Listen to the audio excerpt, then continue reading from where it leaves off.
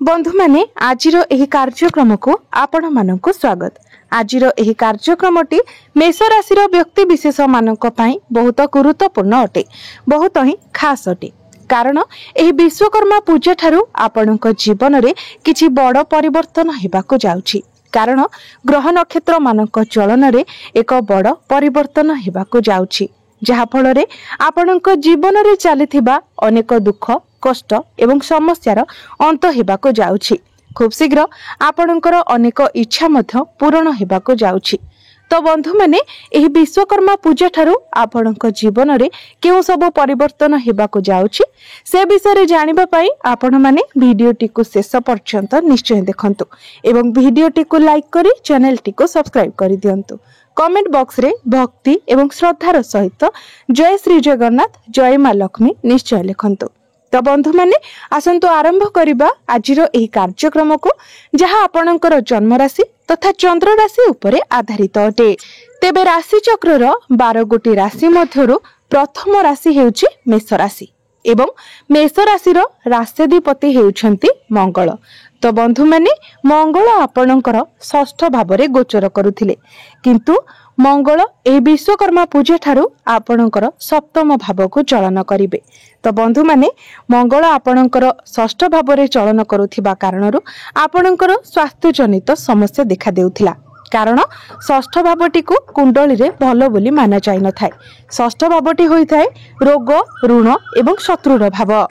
तो जेते बेले भी राशिर अधिपति षष्ठ भावरे गोचर करिथांती, अष्टम किंवा द्वादश भावरे गोचर करिथांती, सेते बेले इम्यूनिटी सिस्टम डाउन होई जाय थाए, स्वास्थ्य रे समस्या देखा देई थाए। किंतु एही विश्वकर्मा पूजा ठारू मंगल आपणकर सप्तम भाव को गोचर करिवे। मंगलंकर दृष्टि आपणकर प्रथम भाव उपरे रहिबो, तेनु स्वास्थ्य आपणकर बहुत भलो रहिबो। पूर्वरु स्वास्थ्य जनित आपणकर जहाँ भी किछि समस्या लागि रहितिला से सब दूर होई जिवो। आपण निजको स्वास्थ्यवान अनुभव करिवे। आपणकर इम्यूनिटी सिस्टम मध्य स्ट्रांग रहिबो। किंतु मंगल जेहेतु अग्नि तत्वर ग्रह अटंती एवं मंगलंकर दृष्टि आपणकर प्रथम भाव उपरे रहिबो, तेणु आपणक मध्यरे टिके एग्रेशन देखा देई पारे, आपणक मध्यरे टिके क्रोध देखा देई पारे। तो ए सब को आपणको कंट्रोल करिवार अछि, नचेत स्वास्थ्य आपणकर बहुत भलो रहिबो। बंधु माने एबे आसंतु जानिबा आपणकर शिक्षा क्षेत्र किपरि रहिबो एही विश्वकर्मा पूजा परठारू। तो बंधु माने कुंडली रो पंचम भावटी होई थाए आपणकर शिक्षार भाव। आपणक पंचम भावर अधिपति हेउछंती सूर्य। एही विश्वकर्मा पूजा ठारू सूर्य आपणकर षष्ठ भावरे गोचर करिवे। तो मो पूर्वरु ही कहि सारिछि जे षष्ठ भावटी को कुंडली रे भलो बोली माना जाय न थाए। सूर्यंक सहित बुद्धिर कारक ग्रह बुध मध्य आपणकर षष्ठ भावरे गोचर करिवे। तो ए विश्वकर्मा पूजा परठारू आपणकर शिक्षा क्षेत्र सेतेटा भलो रहिबो नाही। आपणको निजर शिक्षा क्षेत्र रे टिके अधिक परिश्रम करिबाको पड़िबो, टिके अधिक स्ट्रगल करिबाको पड़िबो। तो आपण निजको ही फोर्स करंतु, निजे पाठ पढ़ारे मन देबा पई चेष्टा करंतु। कारण सूर्यंकर स्थिति जेहेतु सेतेटा भलो रहु नाही, तेनु आपणको ही अधिक परिश्रम करिबाको पड़िबो। एबे आसंतु जानिबा आपणकर प्रेम जीवन किपरि रहिबो एही विश्वकर्मा पूजा ठारू। तो बंधु माने कुंडलीर पंचम भावटी आपणकर शिक्षार भाव हेबा सहित पंचम भावटी मध्ये होई थाए आपणकर प्रेम जीवनर भाव। तो आपणक पंचम भावर अधिपति हेउछंती सूर्य। एही विश्वकर्मा पूजा ठारू सूर्य आपणकर षष्ठ भावरे गोचर करिवे, किंतु आपणकर प्रथम भावर अधिपति मंगल आपणकर सप्तम भावरे गोचर करिवे। सूर्य एवं मंगलंकर 1-12 कनेक्शन बनुछि। तो निश्चित भावरे एहा फलरे आपणक मध्यरे टिके मिस अंडरस्टैंडिंग देखा देई पारे, मिस कम्युनिकेशन होई पारे। एहा व्यतीत मंगलंकर दृष्टि आपणकर प्रथम भावरे पडुथिबा हेतु आपणको आपणकर एग्रेशन क्रोध उपरे मध्य नियंत्रण रखिबार अछि। छोट छोट कथा को नेकी आर्गुमेंट करिबा, छोट छोट कथा को नेकी बड़ करिबा, ए सब ठारो आपणको दूरे रहिबार अछि। जेते पारिबे आपणको निज भितरे अंडरस्टैंडिंग भलो रखिबा को हेबो। तो आपणको आपणकर प्रेम जीवन उपरे टिके विशेष ध्यान रखिबा को हेबो, जेमिति आपणक मध्यरे लड़ाई झगड़ा न हुए सेथि प्रति आपणको ध्यान रखिबा को हेबो। एबे आसंतु जानिबा आपणकर वैवाहिक जीवन किपरि रहिबो एही विश्वकर्मा पूजा ठारू। तेबे बंधु माने कुंडलीर सप्तम भावटी होइथाय आपणक वैवाहिक जीवनर भाव, आपणक जीवन साथीर भाव। आपणक सप्तम भावर अधिपति हेउछंती शुक्र। एही विश्वकर्मा पूजा ठारू शुक्र आपणकर पंचम भाव को गोचर करिवे। शुक्र जेतेबेले आपणकर पंचम भावरे गोचर करिवे तो शुक्रंकर दृष्टि आपणकर लाभ स्थान उपरे रहिबो। तो वैवाहिक जीवन एही विश्वकर्मा पूजा ठारू आपणकर बहुत भल रहिबो। आपणकर लाइफ पार्टनर कर कैरियर रे, पर्सनल लाइफ रे, प्रोफेशनल लाइफ रे आपण ग्रोथ देखिबा को पाइबे। आपण दुई जण मिसी केवडे बुलिबाको मथ जाई पारंती।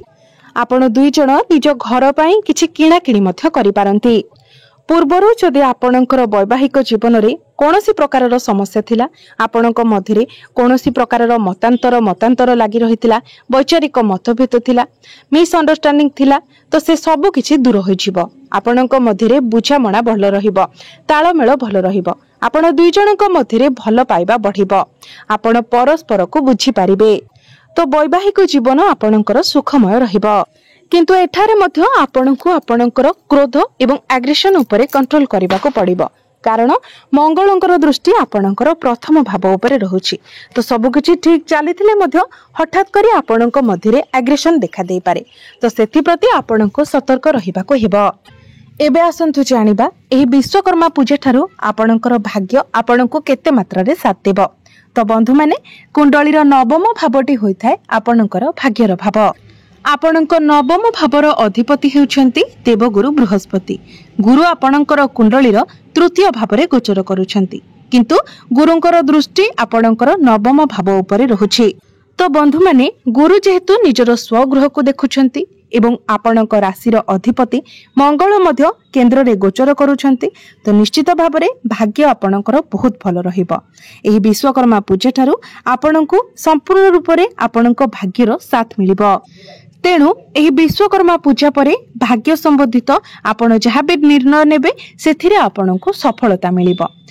धरंतु जदि आपण कोनोसी बड़ कार्य आरंभ करूछंती, किछि बड़ जिनिस किणाकिणी करूछंती, किछि बड़ इन्वेस्टमेंट करूछंती, किंबा कोनोसी बड़ डिसिजन नेउछंती, तो प्रत्येक क्षेत्र रे आपणको सफलता मिलिबो।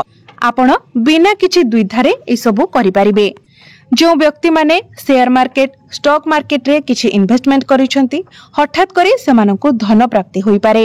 एही विश्वकर्मा परे पूजा परे आपण कोनोसी शुभ मांगलिक कार्यर आयोजन करि पारंती। एबे आसंतु जानिबा आपणकर कैरियर, आपणकर कार्य क्षेत्र किपरि रहिबो एही विश्वकर्मा पूजा ठारू। तो बंधु माने कुंडलीर दशम भावटी होइथाय आपणकर कैरियर भाव, कार्य क्षेत्रर भाव।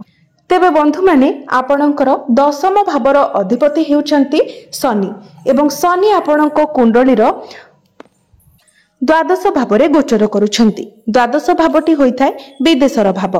तो आपण जदि विदेश रे रही कोनोसी काम कार्य करूछंती तो सेथिरे आपणको बहुत अधिक सफलता मिलिबो। कोनोसी एमएमसी कंपनी रो आपणको जॉब ऑफर मध्य आसी पारे। किंतु शनि आपणकर द्वादश भावरे गोचर करिबा फलरे आपणक राशि रे शनि 7.5 आरंभ होई सारिछि एवं वर्तमान आपणक राशि रे शनि 7.5 प्रथम चरण चालुछि। तेणु सबुठारु गुरुत्वपूर्ण कथा हेउछि आपणकर जन्मकुंडली रे शनिकर स्थिति किपरि रहिछि। जदि आपणकर जन्मकुंडली रे शनि उच्च स्थिति रे थांती, स्वराशि रे थांती, मित्र राशि रे थांती, तो एही शनि 7.5 मध्य आपणक पई वरदान साब्यस्त हेबो। एही 7.5 वर्ष मध्यरे आपण आपणक जीवन रे बहुत किछि अचीव करि पारिबे, बहुत किछि सफलता पाई पारिबे, बहुत किछि सिखिबाको पाइबे। किंतु जदि आपणकर जन्मकुंडली रे शनि खराब स्थिति रे थांती, नीच स्थिति रे थांती, शत्रु राशि रे थांती किंबा पीड़ित अवस्था रे थांती, तो एही समय आपणको टिके अधिक स्ट्रगल करिबाको पड़िबो। प्रत्येक क्षेत्र रे आपणको बाधा विघ्न देई गति करिबाको पड़िबो।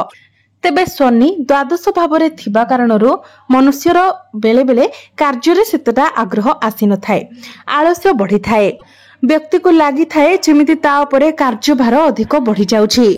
तेबे आपणको आलस्य को निज ठारू दूरे रखिबार अछि, निजर रेस्पॉन्सिबिलिटी को भल भाबरे तुलेबार अछि। आपण जेते पारिबे निजर काम को ठीक भाबरे करिबा पई चेष्टा करंतु, कारण शनि हेउछंती कर्मकारक ग्रह।